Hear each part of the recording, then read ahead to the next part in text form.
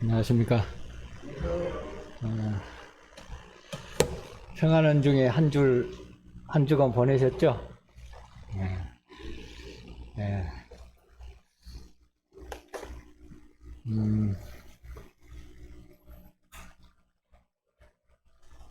요즘은, 전에는 안 그랬는데, 한 달 지나갈 때마다, 벌써 한 달 지났네? 한 달 지나갔네? 그런 생각이 자꾸 생각이 나요. 왜 그럴까요? 네. 예. 이제 생애가 얼마 남지 않았다. 그것 때문에 자꾸 더 그런 것 같습니다. 예. 예, 이게 비단 나이 드신 우리 또 성도님들 더 그러겠죠? 젊은 사람들은 나한테 해당 없어 그럴지 모르지만 안 그렇습니다. 동일한 그런 마음을 품고 살아가야 돼요. 예, 그게 지혜로운 것이죠. 예, 시편 90편 또 함께 보도록 하겠습니다.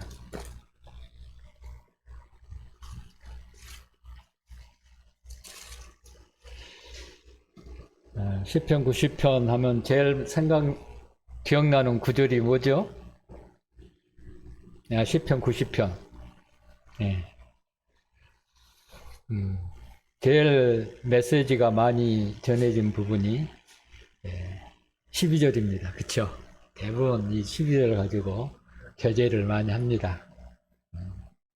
저도 한번 교제를 한 적이 있습니다. 오늘은 이 부분이 아니고요.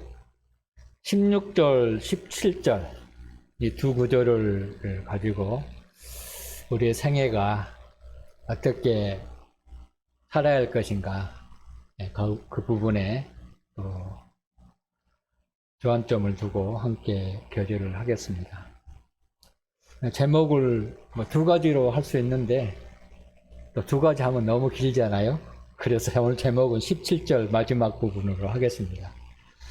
우리의 손이 행한 일을 견고하게 해줄 것을 모세는 기도하고 있습니다. 이게 우리 기도 제목으로 주어지는 그런 말씀인데요. 우리 손에 행한 일이 우리에게 견고하게 하소서. 좀 마음에 닿습니까? 처음에는 이게 잘 이해가 안 됐거든요. 근데 잘 하면은 오늘 이해하는 부분이 있을 겁니다.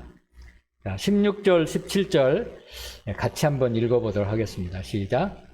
주께서 행하신 일을 주의 종들에게 나타내시며 주의 영광을 그들의 자손에게 나타내소서. 주 하나님의 은총을 우리에게 내리게 하사 우리의 생이 행하는 일을 우리에게 견고하게 하소서. 우리의 손이 행한 일을 견고하게 하소서. 반복해서 지금 여기서 얘기하고 있습니다. 잘 아시는 대로 모세의 이거는 하나님의 사람입니다. 여기 하나님의 사람 모세가 내 성경에는 제목이 그렇게 붙었네요. 하나님의 사람 모세의 기도. 맞죠?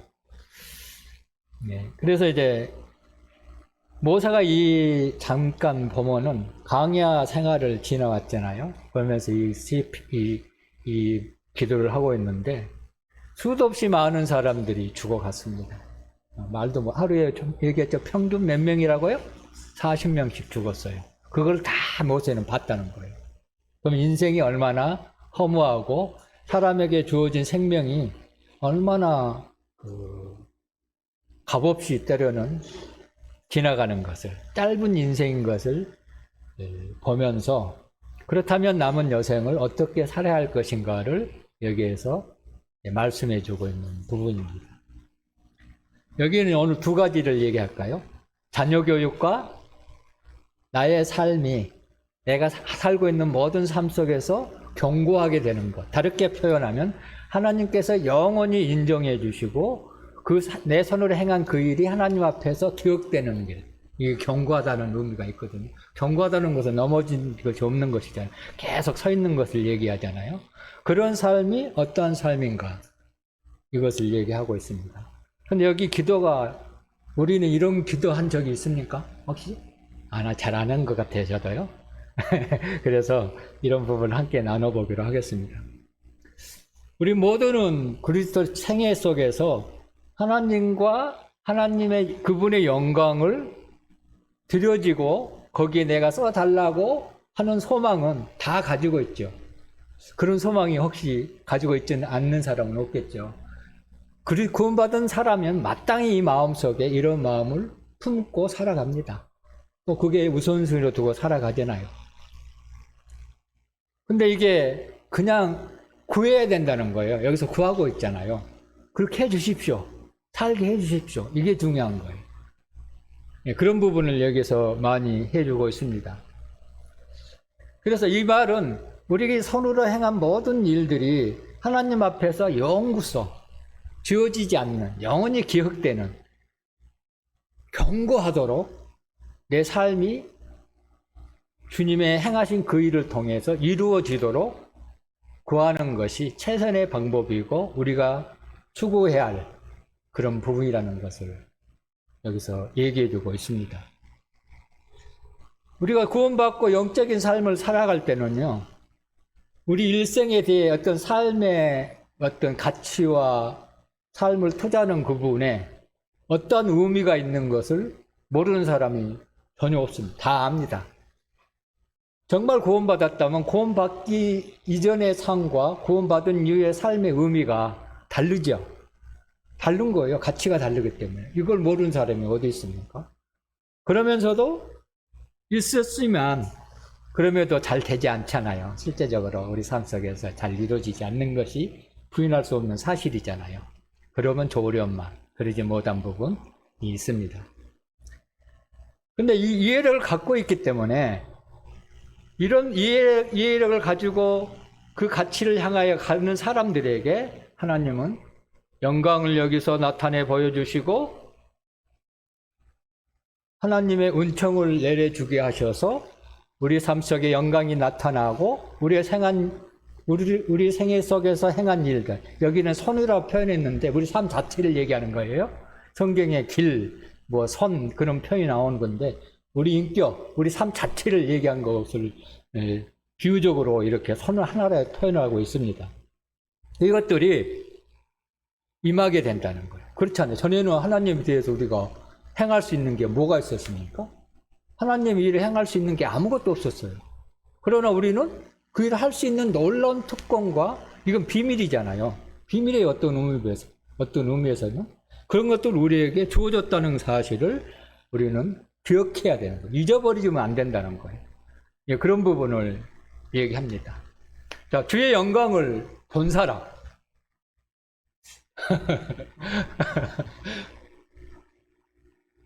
못 봤습니까? 나는 봤는데.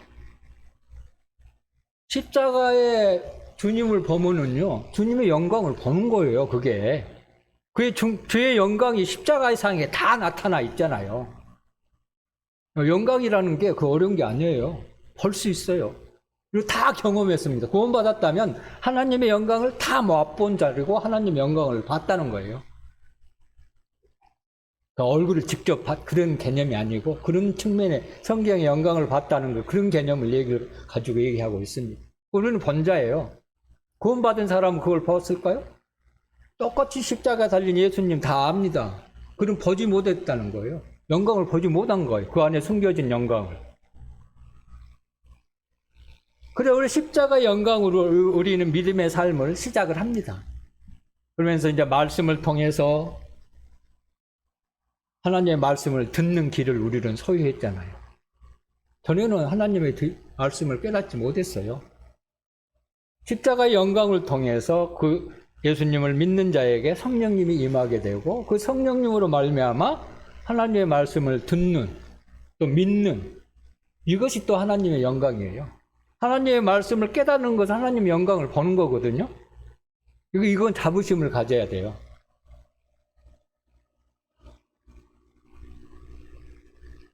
이것을 보지 못한 사람은 삶의 변화가 없습니다. 그 말씀의 영광 속에 우리는 변화를 받았잖아요. 구원받은 순간 우리는 변화되는 거예요. 세상의 것을 버리고 하나님으로 변화되는 것이죠. 그런 이후에도 동일하게 계속해서 하나님의 영광이 나의 삶을 변화시킵니다. 좋은 것이 있으니까 변화가 되지요. 나쁜 거, 좋은 것이 눈에 안 보이면 내 삶을 바꾸겠어요? 안 바꾸겠어요? 절대 안 바꿉니다. 주님은 우리의 대제사장으로 더 좋은 대제사장을 얻었다는 거예요. 더 좋은 것. 사람들은 더 좋은 것을 계속 얻으려고 노력을 하잖아요. 조그만 집, 더 좋은 집, 더 좋은 집, 더 좋은 집. 더 좋은 차, 더 좋은 차, 더 좋은 차. 더 좋은 옷, 더 좋은 옷. 더 좋은 신발, 뭐. 계속 더 좋은 것을 얻으려고 노력한 게 사람의 본성이잖아요. 네, 그런 부분. 그래서 우리의 삶을 변화시킨 것은 하나님의 말씀을 들어야 가능한 거예요. 이게 굉장히 중요한 겁니다. 네, 그것을 통해서 그 영광이 나를 변화시키고 그 말씀이 나를 변화시킨 그 삶이 비로소 견고한 삶이 된다는 겁니다. 그렇지 않고 내 생각대로 사는 건 결코 그건 하나님의 경광, 영구성을 주어지지 않는다는 거예요. 모세는 이런 것들을 철저히 알기를 원했고 그런 삶을 들여지기를 원했습니다. 모세처럼 하나님을 섬기고 하나님의 승인을 받고 아주 놀라운 그런 분이잖아요. 모세는 애굽의 모든 보화를 버릴 정도로 하나님을 위해서 섬긴 사람임에도 불구하고 이런 기도를 계속 했다는 거예요. 이게 필요한 거예요. 그냥 주어지지 않는다는 거예요, 이게. 예, 그것을 염두에 두면 좋을 것 같습니다. 그래서 나 같은 자들을 부르셨고 나 같은 자들을 용서해 주셨고 나 같은 자를 통해서 하나님의 영광의 그 일을 성취해 나간다. 이건 진짜 놀라운 거거든요. 일개 나라에 보면 대통령이 다 있습니다. 대통령을 수행하는 사람이 있고 보호자하는 사람이 있고 그것만 한 가지 보호자만 해도 가문의 영광이라고 얘기하잖아요. 대부분 대통령 아니라 할지라도. 근데 하물며 영광의 하나님, 지극히 높으신 하나님의 그 일을 나 같은 자들을, 미물과 같은 나 같은 자들을 통해서 그 영광의 그 일을 나타내기를 원하신다? 이건 반드시 기억해야 되는 거예요. 다 할 수 있는 거예요. 왜 모두에게 구원받은 모든 사람에게 주어졌다는 거예요. 이제 각 구원받은 사람이든 수십 년 된 사람이든 노인이든 아파 들어 누워있는 사람이든 누구나 할 것 없이 동일하게 계속해서 이 세상을 사는 그 기간 동안은 다 주어져 있다는 거예요. 어떤 처지에 있든지 간에 충분히 하나님의 영광을 나타낼 수 있는 길이 있다는 거예요. 암 걸려 죽어가는 사람도 병들었지만 그것도 하나님의 좋은 간증을 나타낸 경우도 있잖아요. 그게 하나님의 영광을 나타내는 거예요. 병들고 지친다 할지라도. 그런 부분을 여기에서 있길 간절히 소망하고 있는 것을 볼 수 있습니다. 그래서 우리의 삶은 요한복음 15장 16절에서 보면은요, 내가 너희를 택했다 그랬습니다. 하나님이 나를 택해 주셨다는 거예요. 뭐 때문에 택했느냐? 너를 세워서 너희로 세상에 가서 하나님의 영광의 열매가 너희에게 항상 있게 하기 위해서 우리를 택하셨다는 겁니다. 그러면서 뭐든지 구하면 내가 너에게 줄 것이다. 이게 요한복음 15장 16절의 하나님의 약속입니다. 이걸 기억하시면 좋을 것 같아요.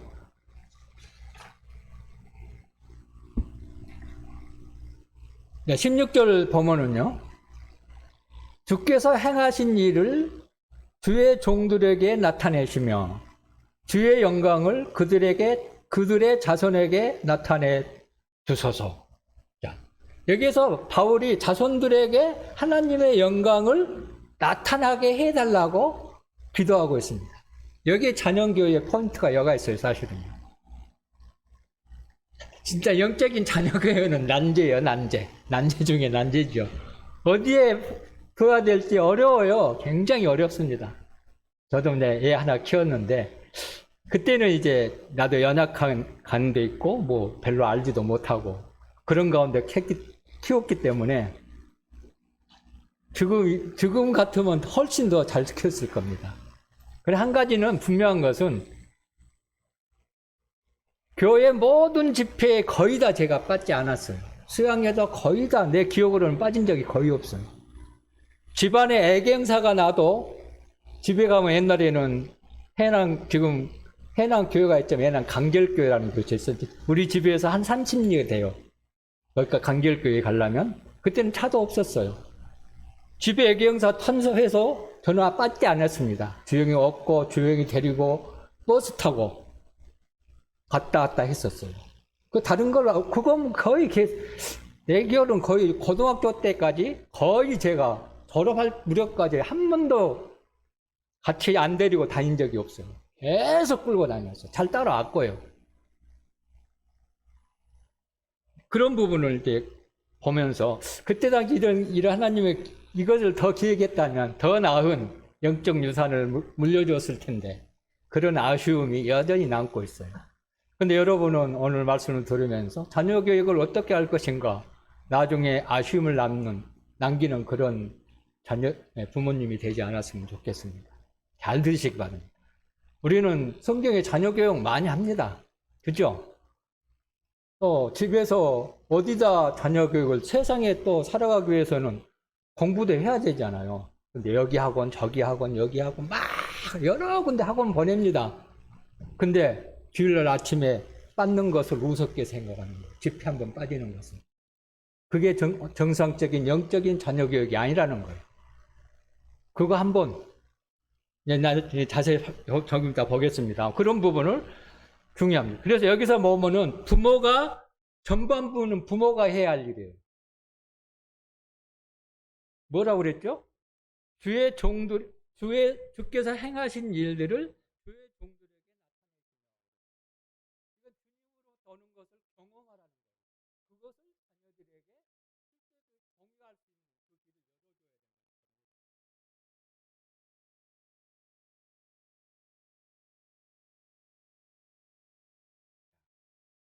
여기 이제 잠언을 통해서 한번 볼까요? 자녀 교육을 또 어떻게 해야 되는 건지. 잠언 14장 보겠습니다.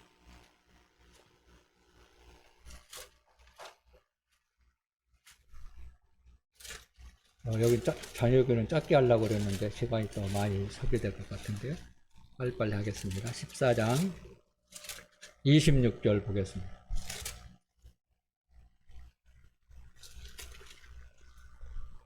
어,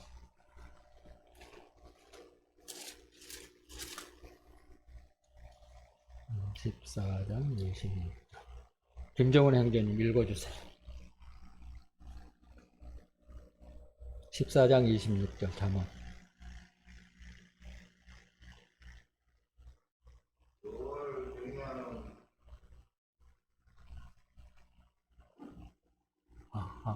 잘 안 보이시죠?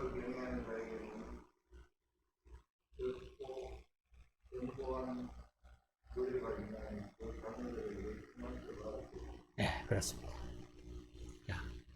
부모가 여호와를 경외를 해야 된다. 경외라는 것은 두려워하다는 그런 의미도 내포되어 있죠. 하나님을 두려워하는 마음을 자녀들에게 보여줘야 된다는 거예요. 이게 먼저예요. 그랬을 때 자녀들이 부모가 경외하는 것을 통해서 하나님의 경외하는 법을 배운다는 거예요. 부모는 하지 않으면서 자녀들에게 맨날 이렇게 해서 하면 그것이 될까요? 자기는 경외하지 않으면서 하나님을 경외하라? 아니죠. 안 맞는 말이잖아요. 자기는 하나님을 두려워하지 않으면서 자녀들에게 두려워하라는 법을 하라고 얘기하면 자녀들 그거 하나님을 두려워할까요? 전혀 그렇지 않습니다. 먼저 해야 된다는 거예요. 하나님의 행한 일을 먼저 경험을 해야 되는 거예요. 여기서 더 동일한 의미죠. 그랬을 때 자녀들이 하나님을 두려워하는 그 하나님 앞에 자기의 피난처를 삼는다고 잠언은 얘기할 수 있습니다. 피난처가 그냥 되는 게 아니에요. 자녀들에게. 그렇습니다. 그래서 부모는 먼저 하나님께서 어떤 일을 부딪혔을 때 가정에 살아가다 여러 가지 일들이 부딪히지요. 재정적으로, 또 환경적으로, 직장 일이라든가 뭐 여러 가지 고난이 닥쳐옵니다. 그럴 때 어떻게 하나요? 자녀들에게 알리시고, 이게 중요해요. 실제적으로 같이 하나님 앞에 기도해야 된다. 하나님을 경험하는 거예요. 부모가 하는 것을. 부모가 내가 어렸을 때 부모님 하나님을 의뢰하고 경험하는구나. 하나님께 도와주도록 기도하는 거나 적어도 자녀들이 보도록 해야 된다는 거예요. 이게 없는 자녀가 다 할 것입니다, 사실은. 배울 게 없는데 뭘 배워요? 세상의 지식은 얼마든지 가르칠 수 있습니다. 그렇죠? 수학, 영어 뭐 얼마든지 자녀가 가르칠 수 있어요. 그러나 하나님의 경외하는 법은요, 경험을 통해서 가르치지 않으면 본받지 않습니다. 에이, 예를 들어서 주일날 좀 직설적으로 표현합니다. 이해하세요? 이건 중에 자녀교는 직설적인 표현이에요. 참석하지 않습니다. 자녀가 그걸 봅니다. 뭐 바쁘니까 가정일 뭐 애경사도 있고 또 바쁘고 그러니 참석 안 합니다. 충분히 이해할 수 있는 부분입니다.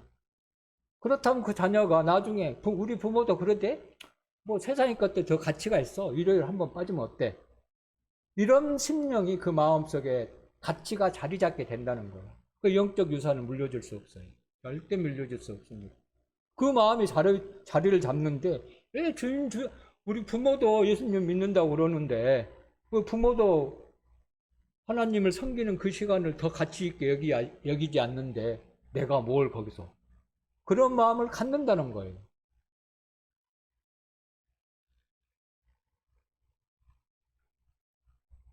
여기에서 그러니까 냉철한 그런 통찰력을 가질 필요성이 있다는 거예요.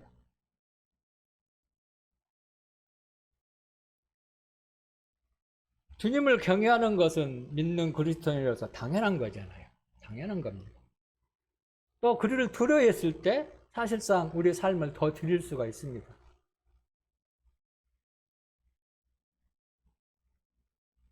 17절에 보면은요, 예, 본문, 예,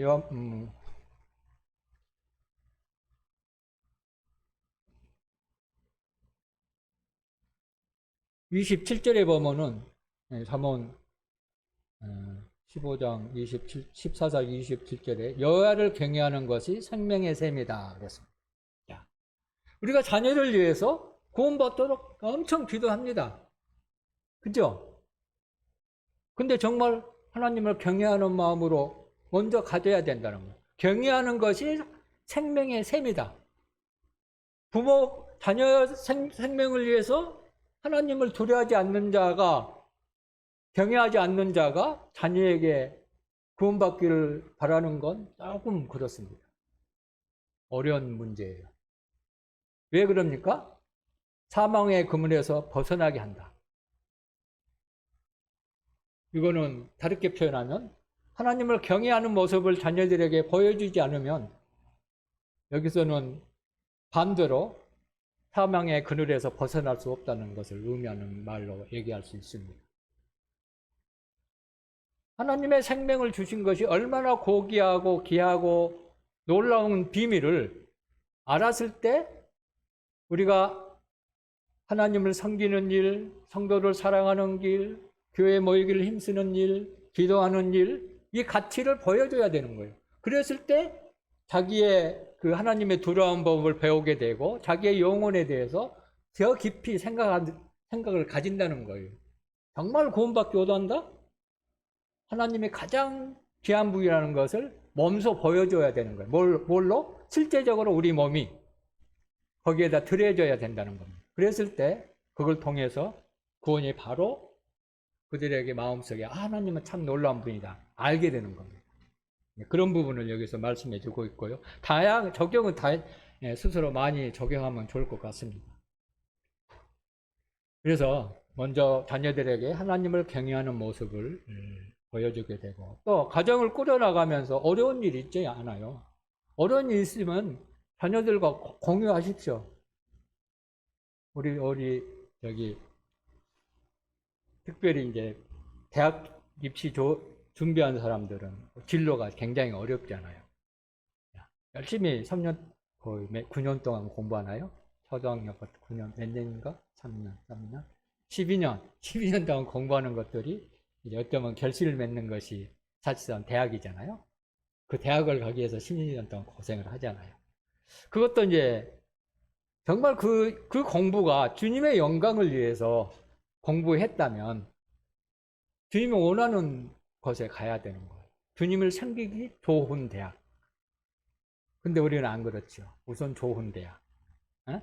우선 또 세상에서 출세하는 그런 대학. 뭐 저도 부인할 수 없는 사실이잖아요. 그런 부분. 그런 부분으로 생각하게 되고, 또 가정 형편이 어려운데 돈 많이 드는 그런 대학. 요즘은 뭐 이것저것 해줘서 갈 수 있는 부분이 열리기는 열립니다만, 또 그것도 생각해야 됩니다. 그러나 자녀가 원한다면 해줄 수 있죠. 그럼 그때 어떻게 해야 되느냐? 기도하라는 거예요. 같이 모여서. 우리는 지금 형편이 이렇다. 그렇기 때문에 네가 가기를 원한다면 네가 하나님께 기도할 수밖에 없다. 기도하십시오. 이게 자녀 교육입니다. 자녀들에게 하나님이 어떻게 공급하시고 우리를 보호하신다는 것을 실제적으로 경험하게 해주는 거예요. 이게 자녀 교육입니다. 이게 영적 유산으로 물려주는 거예요. 그랬을 때 그 애가 커서 이럴 때 하나님의 보호하심을 받고 하나님 앞에 기도하고 하나님 앞에 의뢰했을 때 하나님이 이렇게 해주셨구나. 그것을 실제적으로 살아가면서 하는 거예요. 그 하나님을 배웠기 때문에. 이게 자녀교육, 이게 영적인 자녀교육입니다. 우리 영적 유산을 자꾸 물려주기를 원한다고 하지만 말만 실제적으로 이렇게 있어야 되는 거예요. 뭐 지식적으로 얼마든지 가능하죠. 하나님 삼자라 어쩌라 하지만 그게 아니라는, 실제적으로 자녀는 부모의 그에 따라 달라지는 거예요. 이런 부분을 여기서 얘기하고 있는 것을 볼 수가 있습니다. 네. 그 다음에 또 보면은 자녀들이요, 우리는 자기의 것을 잘 의지합니다. 우리에게 재능도 있고 뭐 여러 가지 그런 재치도 있고 또 개인적인 매력도 있고 여러 가지 그 매력 속에 빠져서 살고 있죠. 그것이 마치 나에게 모든 것을 해결해 준 것처럼 여깁니다. 그래서 더 훌륭한, 더 많은 것들을 배우기를 원하고 그것을 취하라고 합니다. 근데 그것들이 진정한 나의 모든 것의 공급자고 피난처가 될까요? 그거 되지 않는다는 거예요. 결코 그것은 우리에게 되지 않습니다. 베드로전서 3장 8절 이후에 보면은요, 하루는 불사르기 위해서 준비됐고 이 땅의 모든 물건은 다 풀어 너가 없어진다고 그랬습니다. 소멸된 것들, 사실은 그것들. 그래서 이 세상을 살아갈 때 많은 믿지 않은 특히 불신자들은요 막 불나고 있어요. 이번에 현대 아울렛인가요? 불났죠. 현대죠. 근데 불났는데 거기서 많은 사람이 대피하지 못했죠. 많은 사람이 죽었습니다. 뭐 불나고 있는데 하다 급해서 엘리베이터 타고 올라갔는데 뭐 전기가 끊어지니까 뭐 질식해서 죽고 그랬다는 소식을 들었습니다. 다르게 이제 묘사를 한다면 이 세상은 불에 타 없어집니다. 하나님께서 행하신 일들이 내 삶 속에 나타나지 않는 모든 삶들은요, 어떤 의미에서 보면 불난 집에서 많은 그림이 있어가지고 그것을 정리하는 사람하고 똑같은 거예요. 불난 집에서 그림을 정리하고 있는 사람. 그거 좀 그렇죠? 그런 삶을 살아서는 안 된다는 거예요. 이런 부분을 자녀들에게 확실하게 심어줄 필요가 있다는 겁니다.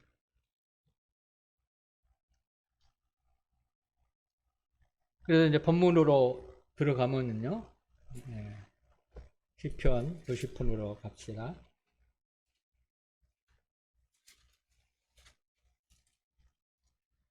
16절에 주의 행하신 일을 주의 종들에게 나타내시며 이걸 기억하세요. 이걸 기도해야 돼요. 부모가 먼저.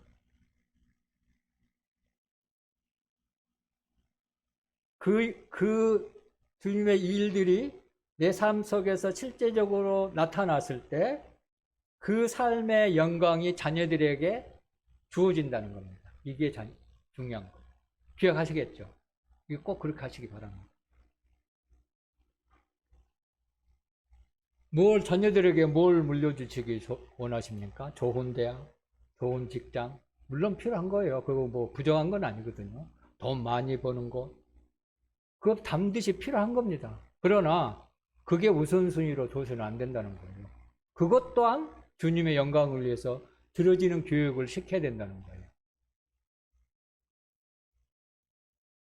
우리가 직장 생활을 하잖아요. 그러면 여러 가지 수입을 받습니다. 그럼 그것을 이제 주님을 써달라고 우리가 이제 헌금도 하고 그러잖아요. 그게 없다면 교회가 운영될까요? 운영되지 않습니다. 그 또한 그 물질 또한 주님의 영광을 위해서 쓰여지게 되는데 그 보는 방법이 확실해야 된다는 거예요. 주님께 드려진 상과 그에 드려진 그 시간을 정확하게 나누어서 해야 된다는 겁니다. 그런 부분을 또 우리가 여기서 기억하게 되고요. 두 번째로 이제 보면은 17절에 이제 우리 어른들, 구원받은 성도들에게 얘기하고 있는데, 주 하나님의 은총을 우리에게 내리게 하사. 이게 우선순위입니다. 이게 우선순위가 돼야 되는 거예요. 이게 없이는 우리가 행한 일들이 견고하게 설 수 없는 거예요. 주님의 은총으로 내게 임할 것을 얘기합니다. 다르게 표현하면, 내가 주님의 일을 행할 수 있는 일을 나에게 주십시오. 이거예요. 다르게 표현하면. 은총이라는 단어 속에 그게 표현했는데, 여기 나눠줘 보면은 2번, 아름다움이라는 표현도 썼는데요. 아름다운 삶. 주님이 기뻐하는 삶. 이걸 먼저 해달라는 거예요. 그것을 이제 알게 됐을 때 그 일을 행하는 것이 우리 삶에 견고하다는 거예요. 이게 이제 필요한 거죠. 이게 이제 다르게 표현하면 나중에 우리의 유업으로, 우리의 상급으로 주어진다는 겁니다. 그러니까 이걸 구해야 되는 거예요. 저도 이제 이런 부분을 잘 구하지 않습니다. 이거 일 많이 하고, 또 많이 돈을 벌고, 이는 날 없이 가까운 곳에서, 또 우리 자녀들 잘 되고, 안 아프고, 건강하게 사는 거. 주로 이제 그런 게 초점으로 많이 맞춰져 있거든요. 그것도 필요한 것이지만, 실제적으로 이게 더 필요하다는 거예요. 이게 없이는 영적인 삶을 실제적으로 드려지지 않는다는 겁니다. 일상생활만 동일하게 살아가는 거예요. 그런 부분을 여기서 교훈해 주고 있습니다. 잠언 2장을 볼까요?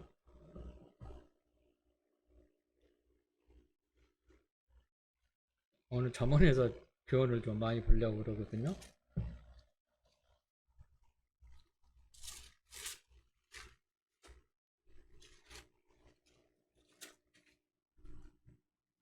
(1절부터) 제가 읽어드리겠습니다. 내 아들아, 내가 만일 나의 말을 받으며 나의 계명을 내게 간직하며 내 길을 지혜에 기울이며 내 마음을 명철에 두며 지식을 불러 구하며 명철을 얻으려고 소리를 높이며 은을 구하는 것 같이 그것을 구하며 감추어진 보배를 찾는 것 같이 그것을 찾으면 여호와 경외하기를 깨달으며 하나님을 알게 되리니 대저 여호와는 지혜를 주시며 지식과 명철을 그 입에서 내시며. 자,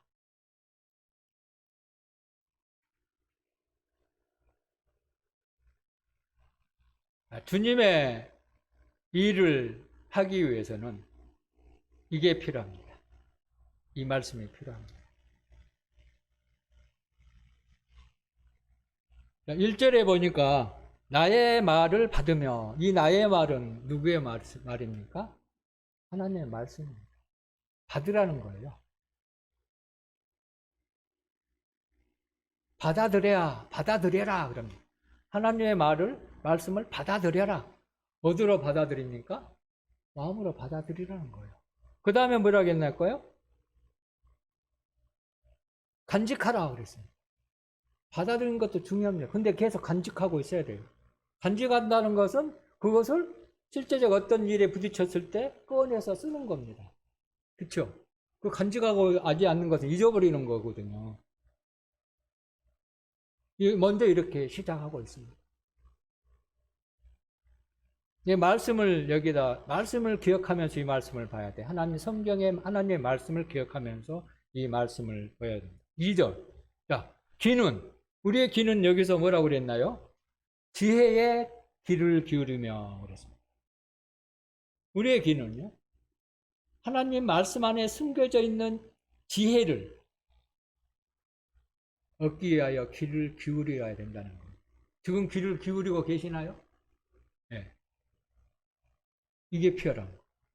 귀를 기울인 자하고 기울이지 않는 자의 차이점은 엄청나게 큽니다. 귀를 기울이지 않는 사람은 지금 말로 하기 때문에 기록되어 있는 게 없잖아요. 귀를 기울이지 않는 사람은 이 한 시간, 한 시간을 보내는 거예요. 견고하게 말씀이 쓰지 않는 거예요. 그 다음에 뭘 하겠습니까? 마음을 명철에 두고, 이 명철은 이해력을 얘기할 수 있습니다. 이해력. 성경을 이해한다는 것 참 어렵습니다. 성령님이 계시지만 무슨 말인지 모를 때가 많이 있잖아요. 이거 뭘 의미하지? 이해력이 굉장히 둔해요. 그래서 하나님께 이해력을 달라고 구해야 된다는 거예요. 그 다음에 뭐가 있습니까? 지식을 불러 구하며.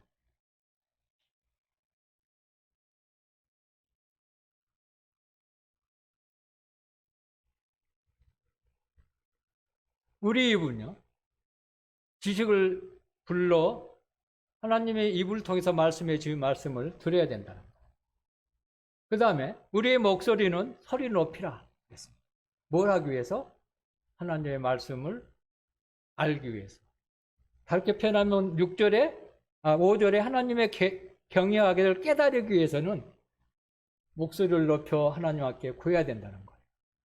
그 부분이 이제 4절의 표현인데요. 은을 구하는 것 같이 그것을 구하며 감춰진 보배를 찾는 것 같이 그것을 찾으며 그랬습니다. 성경을 읽을 때 이런 마음으로 읽으라는 거예요. 그냥 대충 읽은 게 아닌 거예요. 죄는 쉽게 발견되지 않습니다. 성경은 그렇죠. 우리가 구원받을 때 쉽게 구원받나요? 구원은 쉽게 주죠. 그러나 그 과정을 보면은요, 그것을 깨달은 것이요, 쉽지가 않아요. 그러니까 많은 사람들이 구원 못 받죠. 구원 받을 수 있도록 기도해야 돼. 그래서 기도하라는 거예요. 성경을 대강 읽은 사람은요, 사실상 발견하기 쉽지 않습니다. 뭔 얘기인지 잘 모르는 거 대충 성경 보라고 했으니까 막 읽어가는 거예요. 물론 그것도 필요합니다. 그러나 그 마음 안에 있는 숨겨진 것을 알기 위해서 꼼꼼하게 은을 찾듯이 감춰진 보배를 찾듯이 그런 심령을 가지고 성경을 보라는 거예요.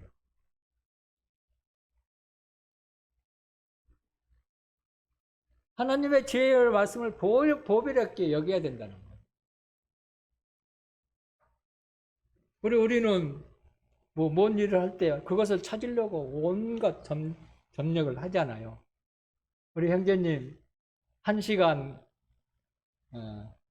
학교에서 가르치기 위해서 몇 시간 집에서 공부합니까? 자매님하고 형제님하고 실제적인 교회 일선에 있으니까. 그렇죠. 근데 성경은 어떻습니까? 직접적으로 형제님한테만 얘기한 게 아니에요. 예를 들어서 얘기한 게 다 적용되는 거예요, 사실은요. 그렇죠? 그렇다면 우리가 돈을 벌기 위해서 몽땅 투자하는데 그냥 하는 게 아니잖아요. 어떻게 하면 그걸 잘할까? 저도 이제 손으로 일하는 사람이기 때문에 어떻게 하면 쉽고 어떻게 하면 빨리 어떻게 하면 멋있게 늘상 연구하는 거예요. 생각하고 그랬을 때 다른 사람보다 쉽게 빨리 그 일을 할 수 있어요. 그냥 주어진 게 없어요. 하물며 하나님의 말씀은 더 귀하잖아요. 그런 심령을 가지라는 것을 얘기할 수 있습니다. 그래서 크게 소리쳐서 이해력을 달라고 구해야 됩니다. 저도 참 이해력이 진짜 없는 사람이거든요. 저도 이제 학력을 얘기하면 내놓을 것이 없어서 잘 얘기 안 하는데 진짜 공부하기 싫었거든요. 네. 그래서 나중에 이제 시간 되면 이제 그런 부분을 교제하겠습니다만 진짜 이해력이 없는 사람이에요. 제가 기억하기로는 아마 초등 6학년 때까지 한글을 완벽하게 이해하지 못한 것 같아요. 다 읽지를 못한 것 같아요. 중학교 올라가서야 겨우 한글을 다 띄었던 것 같아요. 어려운 글자는 잘 읽지도 못하고 표현도 못할 정도로 이해력이 떨어졌는데, 그래 뭐 그랬으니 공부를 했겠습니까? 놀러 다녔지. 이해력이 떨어지니 그런 사람이었는데, 이게 주님은 찾는 자에게 주신다는 거예요. 구하는 자에게. 제가 하는 게 그냥 주어지는 게 아니에요. 지금은 뭐 전에는 한 달에 한 번 했지만 지금 2달에 한 번 하잖아요. 오늘 끝나면 바로 가서 다음 달에 뭐 하지? 딱 제목을 생각하고 계속 생각하는 거예요. 2달 동안 생각해요. 근데 이제 기록한 거는 새벽에 오늘 아침에 3시에 일어났습니다. 3시에 일어나서 이게 다 기록했습니다. 지금 기록한 거 거의 안 하고 지금 대부분 얘기하고 있는데, 결제하고 있는데, 그렇습니다. 그랬을 때 주시는 거예요. 하나님 은혜거든요, 저 같은 사람이. 특별히 더. 중학교 때 저도 못 나왔어요. 우리 형님 맨날 중학교 때 나왔다는데, 이런 자를 사용하시는 거예요. 뭐, 대학 나왔다? 대학 나와서 뭐, 여기, 낫겠죠. 세상 지혜는 얼마든지. 이해력을 배웠기 때문에 이해력, 그런 건 뛰어날 수도 있습니다. 그러나 성경은 그 이해력 가지고 깨달은 게 아니에요. 성령님의 구했을 때 주는 거예요. 이건 전혀 다른 거예요. 얼마나 감사한지 몰라, 나 같은 자에게도. 그래서 요즘 뭐 신학한 일장이 그러는데 저는 무섭게, 그거 말도 안 돼. 나 같은 자도 하잖아요. 조금 이렇게. 내 분량에 맞게 하고 있잖아요. 내 분량이 이 정도면은 하나님 보시기에 최고예요. 내 분량에는. 가장 최선의 것을 꺼내고 있거든요. 100인데 100을 다 접으면 그것보다 더 큰 상급이 어디 있습니까? 나의 주어진 거 여긴데 최선의 것을 끌어내니까요. 이게 또 중요한 포인트거든요. 그런 부분. 그렇습니다. 그래서 여기에서 이제 보면은요. 그랬을 때 그런 마음을 가지고 찾았을 때 하나님의 경외하는 것을 알 수 있다는 거예요. 그랬잖아요. 5절에. 그 다음에 뭡니까? 주어지는 것이 하나님을 알게 된다는 거예요. 하나님을 알게 된다는 것은 그분의 성품을 닮아가는 것을 얘기합니다. 우리가 하나님 나라에 갈 때 우리의 본성은 절대 가지고 갈 수 없어요. 우리가 이 세상을 살아가면서 하나님의 본성, 하나님의 인격을 계속 닮아가잖아요. 그것만 가지고 하늘나라에 가는 거예요. 그래서 우리는 하나님의 성품을 계속해서 개발해서 내 삶에 드러나도록 해야 되는 거예요. 이것만이 하나님 앞에 견고하게 서는 거예요. 이것만이 하나님께서 우리의 삶을 인정해 주는 겁니다.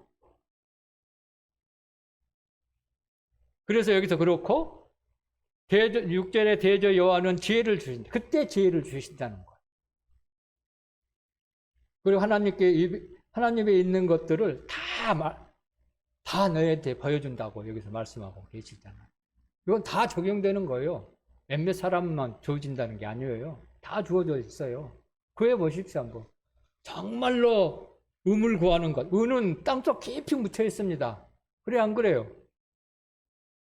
또 보배, 뭐 다이아몬드, 각종 보석들, 뭐 요즘 동남아에 보면은 유튜브 보면은 보석 하나 얻기 위해서 지하로 뭐 수십 미터 내려간다고 그러더라고요. 죽음을 무릅쓰고 내려가죠. 그걸 찾기 위해서. 그런 심정으로 하나님의 말씀을 찾아야 된다는 거예요. 그랬을 때 하나님을 두려워하는 법 알게 되고 그런 자에게 하나님께 지혜를 주신다는 것을 여기서 우리에게 어떻게 했어요? 약속해 주셨다는 거예요. 반드시 하나님 약속은 지키신 분이잖아요. 그 다음에 3장 5절 6절 보겠습니다. 너무나 익숙한 그런 말씀들인데요. 죄송해요.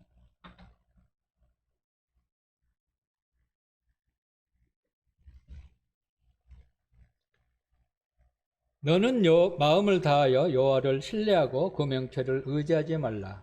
너는 범사의 그를 인정하라. 그리하면 내 길을 지도하시리라. 이 구절 대부분 다 알고 있습니다. 너무 익숙하죠. 그죠? 네, 그렇습니다.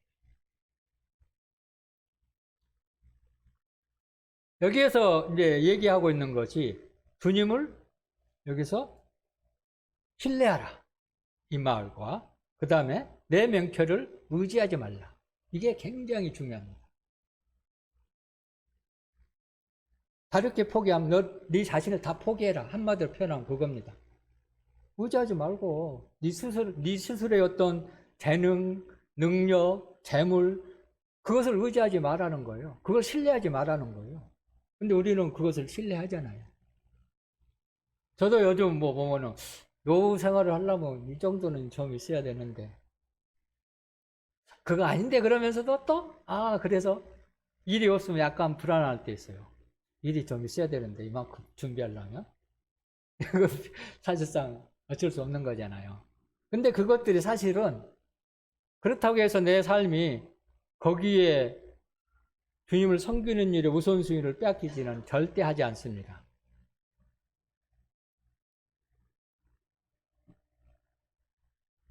그런 부분 또 이제 조금 이따 볼 텐데요. 그렇습니다. 어쨌든 그렇습니다. 신뢰하고 명철을 의지하지 말라는 거예요.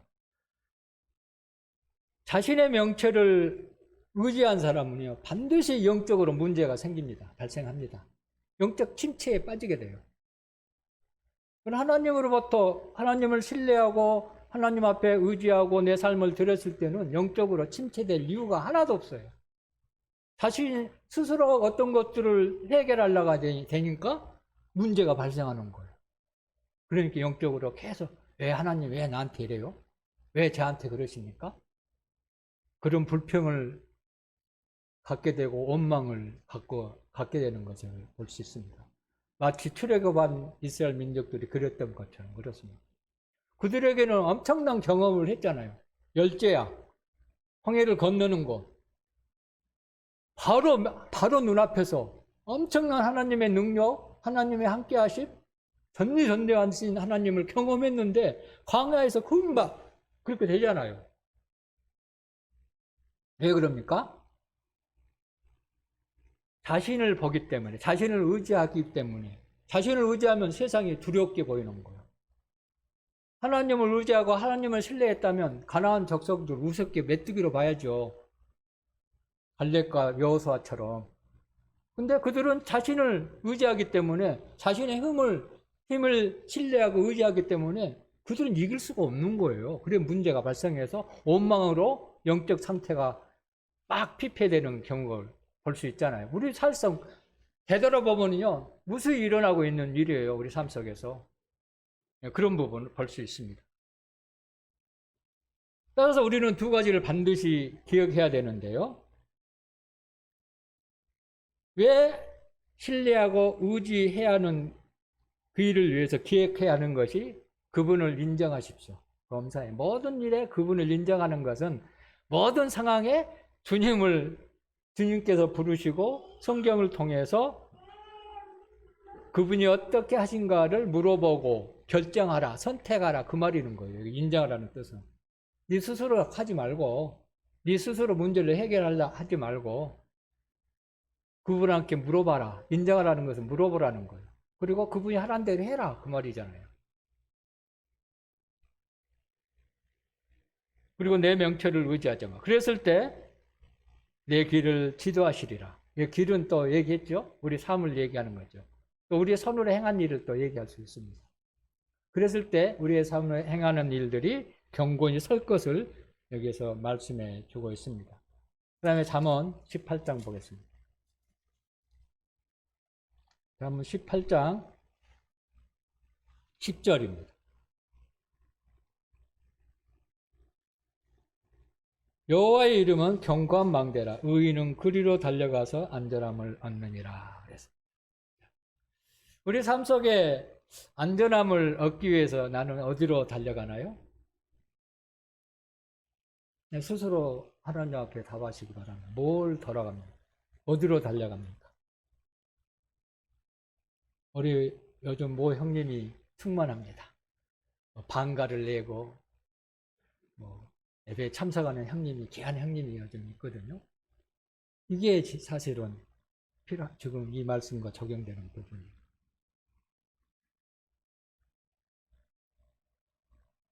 여기에서는 이제 망대가 나오죠. 두 가지 망대가 있습니다. 여기에서 두 가지 망대를 얘기하는데요. 첫 번째는 주님이 우리의 견고한 망대다 했습니다. 그 다음에 11절에 부자의 재물은 그의 견고한 성이라. 그가 높은 성벽같이 여기니라. 부라는 돈이라는 망대가 있습니다. 세상에는 두 가지 망대가 있어요. 우리에게도 두 가지 망대가 존재합니다. 주님의 망대, 돈의 망대. 이 두 가지를 동시에 쫓아가고 있습니다. 그렇죠? 그렇지 않습니까? 맞습니다.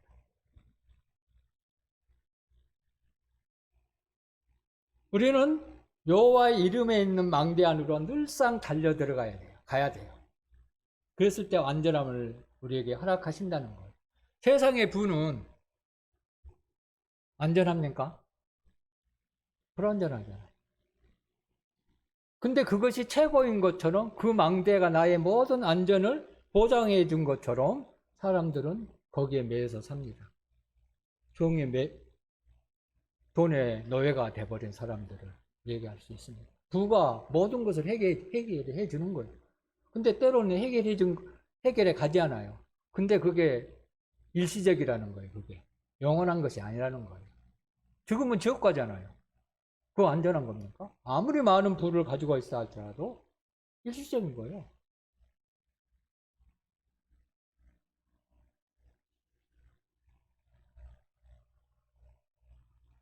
하나는 재물이라는 망대가 있고 누차 얘기하지만 하나는 주님이 망대 되심을 망대는 뭘 의미하죠? 하나의 성이 있고 지금 현대적이라면 우리 희전세례 가면 처소가 있죠. 그런 개념이거든요. 처소를 지키기 위해서는 망대가 필요합니다. 군인들이. 근데 아무 호도 없이 그냥 맨 땅에 노출돼서 서서 망 볼 수는 없잖아요. 망대가 필요한 거예요. 그럼 망대는 뭔 역할을 합니까? 처소를 보는 피난처 역할을 해주는 것이 망대입니다. 주님의 망대, 그런 의미가 있고요. 그럼 그 처소에서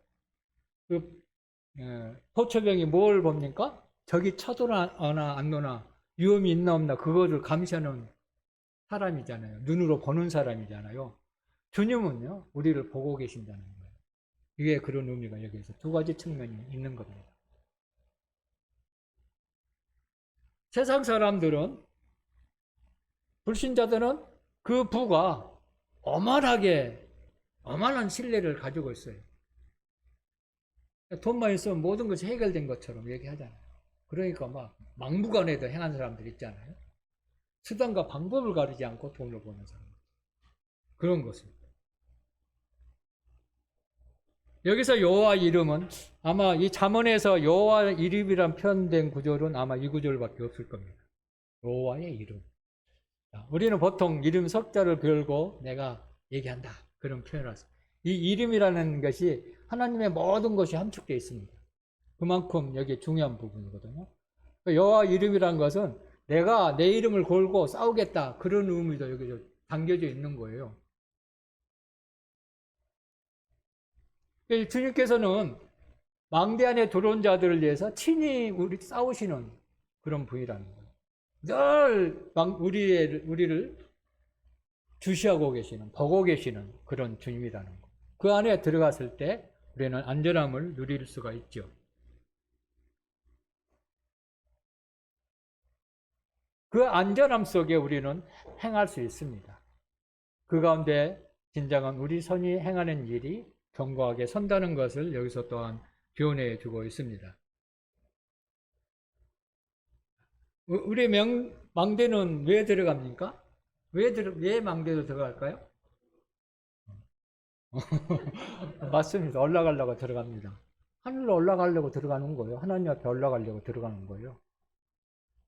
그런 측면도 있고, 또 내가 어려운 가운데 있기 때문에 그곳으로 가서 피할 수밖에 없는 그런 자. 그러니까 나의 모든 것을 내려놓고 하나님 앞에 갑니다.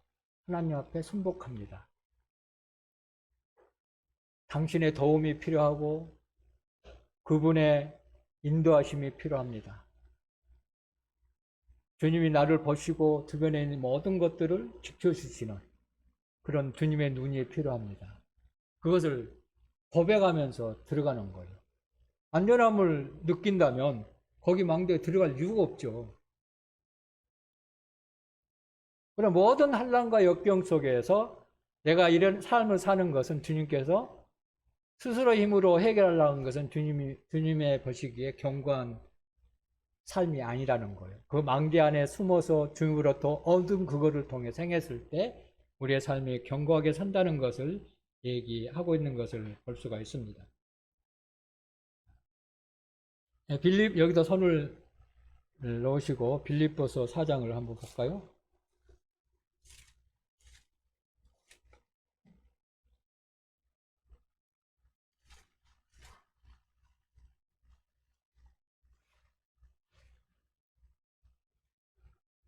자, 6절, 7절 보겠습니다. 아무것도 염려하지 말고 다만 모든 일에 기도와 간구로 너희 구할 것을 감사함으로 하나님께 아뢰하라. 그리하면 모든 지각에 뛰어난 평강의 하나님이 그리스도 예수 안에서 너희 마음과 생각을 지키시리라. 그랬습니다. 구하는 것, 염려하는 것. 여기서 하나님 앞에 아뢰라는 것은 주님의 망대 속으로 들어가라는 의미가, 피난처 되신 그분, 모든 것을 공고하시는 그분 앞에 나아가는 것을 얘기하고 있습니다. 그랬을 때 하나님의 평강이 그리스도 안에서 너희 마음과 생각을 지키시리라. 우리의 생각과 우리 마음 속에 하나님의 말씀을 심어준다는 그런 의미입니다. 그 말씀이 우리 생각과 마음을 지킨다는 거예요. 그렇다면 우리가 곁길로 나갈 수가 없죠. 왜? 하나님의 말씀이 내 마음과 생각을 지키고 있기 때문에 하나님께서 하시고자 한, 하나님께서 나를 통하여 일하시고자 한 그 일을 내가 할 수밖에 없는 거예요. 이게 하나님의 일을 하는 방법입니다. 내 삶을 통해서. 이것을 여기에서 이제 얘기해 주고 있는 것을 볼 수가 있습니다. 그래서 이걸 구해야 되겠죠. 내 마음과 생각을 지켜주기를 기도하는 것도 지혜입니다.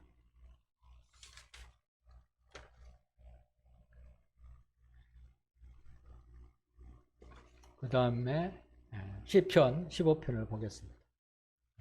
시간이 딱 1시에 끝내도록 하겠습니다. 15편입니다.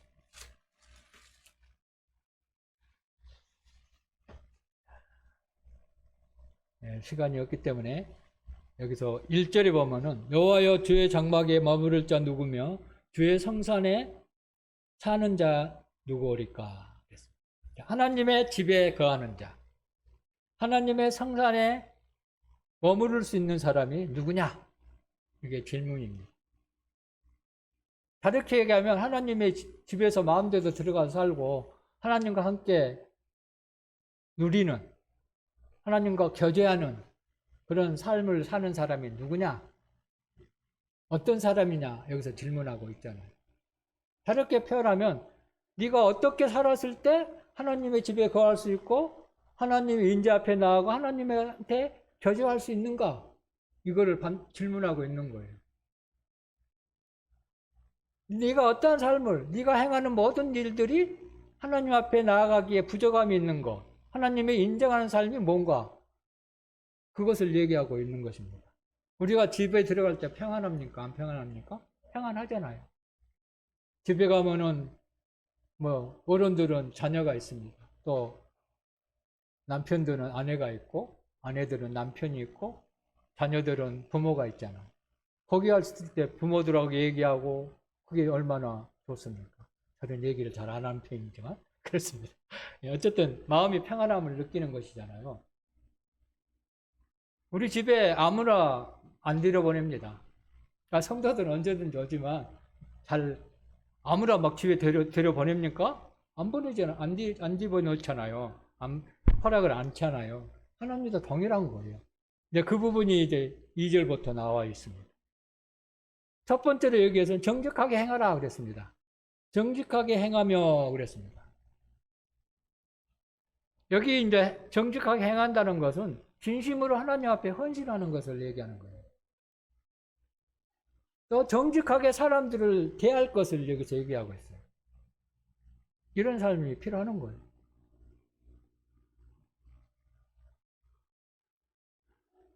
행함이 말보다 훨씬 중요하죠. 네, 야고보 사도가 그렇게 얘기했잖아요. 말 많은 사람이 그 삶에 무게감을 느낍니까? 행한 사람의 삶이 더 무게감이 있습니까? 어떤 사람이 더 무겁게 보입니까? 행한 사람이에요. 진중한 사람으로 보이잖아요. 또 말만 막 한 사람은 가볍게 느낀다는 것은요, 그 말에 대한 신뢰가 가지 않는 사람을 표현하는 겁니다. 그렇습니다. 그런 부분. 그러니까 정직하게 사람들을 대하라 이 말입니다. 그래, 영적인 가치가 있는 것들에 더 합당하게, 더 주의 깊게 선택해서 살아라 그 말입니다. 그 다음에 뭐가 나옵니까? 공의를 실천하며 그랬습니다. 그리스도는 올바른 그런 행동 양식을 가지고 살아가야 돼요. 주님은 의로우신 분이잖아요. 주님과 교제하기 위해서는요, 의롭지 않는 사람은 주님 앞에 나아갈 수 없습니다. 구원 받았다 할지라도 우리가 깨끗함을 늘 유지해야 돼요. 그러기서는 우리는 죄를 자복했을 때 우리를 깨끗게 하신다는 요한일서 말씀이 생각나지 않아요. 그러니까 우리는 잘못했을 때 계속해서 하나님 앞에 용서를 구하는 것이 필요합니다. 지옥 가지 않기 위해서 구하는 게 아니고요. 깨끗하게 유지하기 위해서 그렇습니다. 우리 자신의 행실이 하나님은 거룩하시기 때문에 그 거룩하심에 일치되지 않는 삶을 살아서는 안 되는 거예요. 다르게 표현한다면 죄를 짓지 말라는 거죠.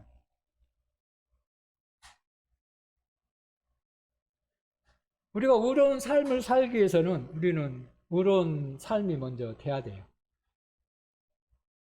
의로운 사람에게만이 의로운 삶이 나타날 수 있는 거예요. 그래서 공의를 행하기를 사부라고 일삼으라고 여기서 말씀해 주고 있습니다. 이런 자가 하나님의 겉에 하나님의 성산에 머무를 수 있다고 여기서 말씀해 주고 있습니다. 세 번째로 여기 보면은 그 마음에 진실을 말하며 그랬습니다. 이 말에 언어 생활을 얘기하고 있습니다. 여기 이제 쭉 보면은 4절에 보면은 그 마음에 선한 것을 해려올지라도 변하지 아니하며, 이거는 약속을 지키라는 거예요. 그 약속했을 때 내가 큰 손해를 보더라도 그 약속한 것을 지키라는 겁니다. 저도 이런 일이 많이 일어나요. 저는 뭐 하루 벌어서 하루 먹고 산 사람이거든요. 고정적인 수입이 없는 사람이에요. 월급이 없기 때문에 하루 일하면 그 하루 일당을 먹고 사는 사람이에요. 그런데 이제 전화가 와요. 어느 하루만 좀 일해줬습니까? 며칠 전에 얘기 오거든요. 한 일주일 전에. 어떤 사람 막 보름 전에 얘기한 사람도 있어요. 어제 전화 왔는데 18일 날 오늘이 며칠입니까? 벌써 뭐 10일 이상 여유를 두고 일해달라는 거예요. 3일. 어쨌든 하루. 그럼 간다고 약속을 해요. 근데 따라랑 바로 전화 와요. 한 보름짜리 일이 있는데 올 수 있습니까? 딱 같은 날 딱 겹치는 거예요. 이게 갈등이 생기거든요. 하루짜리를 가느냐 15일짜리를 가느냐. 15일 동안 아무 생각 없이 일할 수 있잖아요. 한 군데서. 갈등 안 온 건 좀 말이 아니죠. 갈등해요. 그래도 하루짜리, 나는 하루짜리가 있는데 이것 때문에 못 간다. 얘기합니다. 그래요, 그럼. 그 다음날 가면 안 돼? 그러면 좀 곤란한데요. 일하게 해줘, 그러면. 그러면 그거 끝나고 오세요. 이렇게 얘기해요. 그럼, 또 어떤 사람은 그거 안 되는데요. 그래. 그러면 하루 때문에 15일간 포기하는 거예요. 15일은 또 그냥 오는 게 아니잖아요. 그때그때 전화 받고 일하는 사람이기 때문에 그렇습니다. 아마 우리 공룡 형제님 조금 이해하실 거예요. 이게 하루하루 일용직의 비애입니다. 그렇습니다. 그런 거. 그렇습니다. 이런 거. 약속을 하면 지키라는 거예요. 그리스도인들은. 또 얘기한다면, 예를 들어 얘기한다면, 집을 매각하려고 내놨어요. 100만 원에 내놨어요. 그래서 어떤 사람이 그걸 살려고 그럼 100만 원을 하자고 말로 얘기를 했어요. 근데 바로 떠서 전화 온 거예요. 이미 약속을 했는데. 그러나 서류에는 서명을 안 했어요. 근데 200만 원 줄 테니까 그 집 나한테 팔아. 딱 전화가 온 거예요. 그럼 여러분 어느 것 택하겠어요? 200만 원이죠. 당연하죠. 왜냐하면 그거는요. 아직 계약에 서명 안 했어요. 법적으로 아무 의미도 위약금도 안 내도 돼요. 근데 성경을 말하기를 그걸 하라는 거예요. 손해보라는 거예요. 이게 그리스도인의 참 모습이라는 거예요. 쉽지 않아요. 저도 아마 200만 원짜리 택했을 겁니다. 왜? 법적으로 아무 이상이 없으니까. 그러나 도덕적인 의의를 그들에게 보여주라는 거예요. 약속이니까. 왜? 너는 하나님을 믿는 사람이기 때문에. 이걸 얘기하고 있는 거예요. 이게 5절에.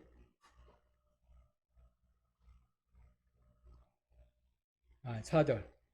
그 마음에 소원하는 것을 해로울지라도 손해볼지라도 변하지 말아 약속을 지키라. 그 말입니다. 이게 엄청 중요해요. 다양한 것들이 많이 있습니다. 그랬을 때 보면은 그 다음에 이자가 돈 꿔주는 거 나오죠. 뇌물을 또 주지 말라고 나오죠. 뇌물을 받지 말라고 얘기했죠. 그 다음에 보십시오. 5절에 이런 일을 행하는 자는 영원히 흔들리지 아니하리라. 이것들이 하나님께서 견고하게 서는 내 삶에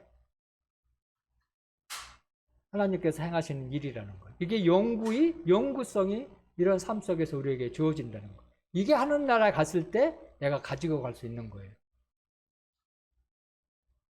이것을 얘기하고 있습니다.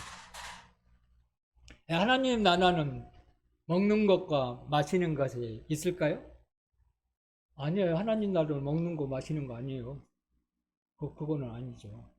근데 이 세상은 먹고 마시는 거, 입는 것에 모든 것에 맞춰져 있어요. 하나님 나라는 그게 아니라는 거예요. 성령 안에서 평강과 희락이라는 거예요. 전혀 개념이 달라요. 우리는 이 나라를 위해서 가는 거잖아요. 그렇다면 먹고 마시는 것에 우리에게 거기에다 망대를 둘 필요가 없다는 거예요. 먹고 마시는 것 때문에 은행 계좌에다 돈을 막 집어넣잖아요. 그걸 피난처 삼고 그것이 우리 모든 것을 해결해 주고 있는 것처럼 맞는 거예요, 사실은요. 그러나 거기에 내 삶을 노예가 되지 말라는 의미죠. 그런 것을 얘기할 수 있습니다.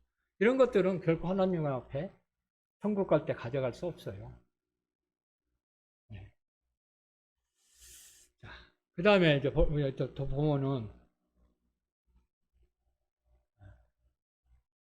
하나님의 삶의 가치를 통해서 그 하나님을 경험하는 그것들이 우리 예배 시간에 찬양하고 감사하고 함께 참여하잖아요. 이걸 하늘나라에 갈 수 있어요. 이게 하나님께서 내 손에 일어나는 그런 견고한 일이라는 거예요. 행하는 견고한 일. 우리가 예배하는 것이 내가 잘나서 하는 게 아니에요.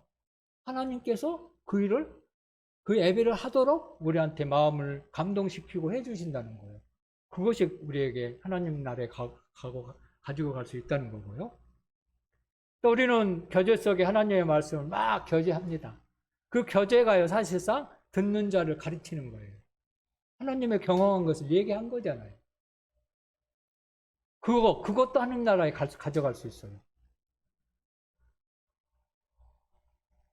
또 어린 신자들, 주일학종 교사들 어린 애들 막 가르치잖아요. 그 일도 하나님 앞에 가져가는 거예요. 교회 안에 일어나고 있는 걸 얘기하는 거예요. 교회를 세우는 그 일에.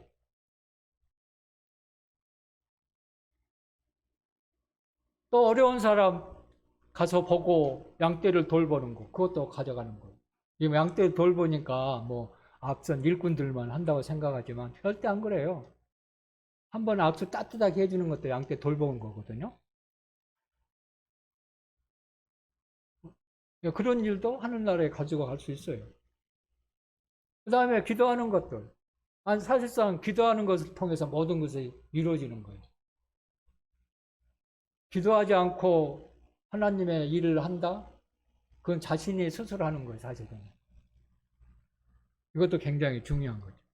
다음에 재물을 투자하는 거, 주님께 드리는 거, 이것도 하늘나라에 가져갈 수 있어요. 기도하는 일, 그다음 섬기는 일, 이런 것들을 가지고 있습니다. 자, 마지막으로 고린도전서 15장을 보겠습니다.